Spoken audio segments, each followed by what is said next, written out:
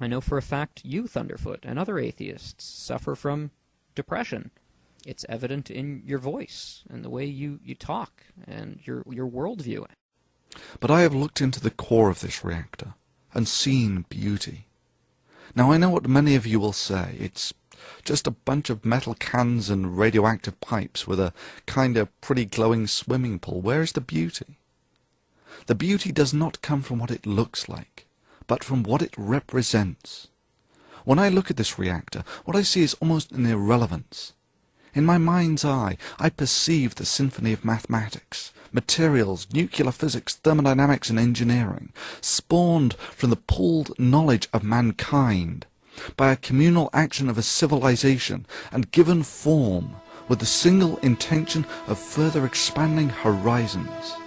And it inspires me with hope for what such a civilization may yet achieve.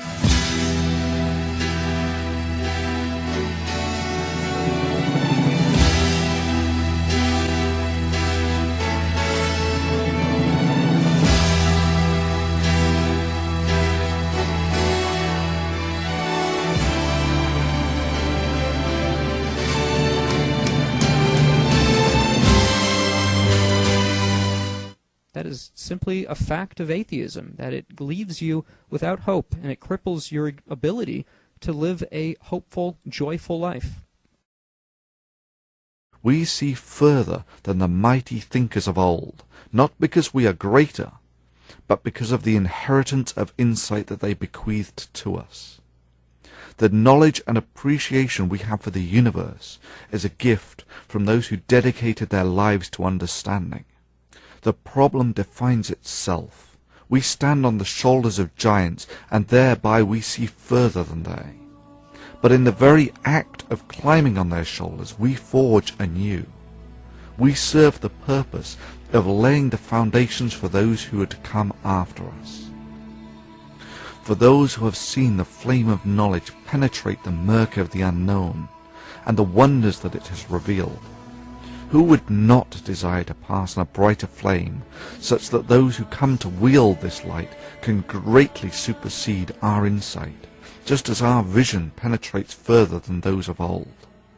There can be few acts more noble than being part of a society that values, preserves, and increases the knowledge for the minds yet to come.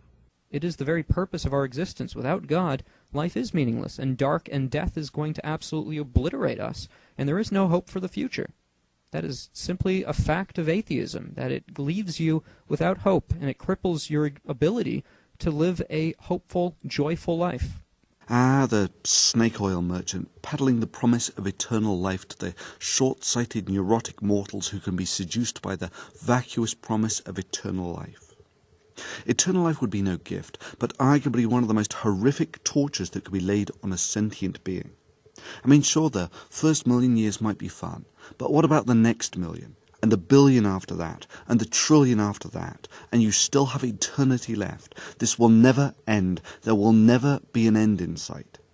Eternal life is merely the poorly thought-out fiction of mortals who have gotten greedy. Eternal life would be a curse. Without death, there is no reason to do things.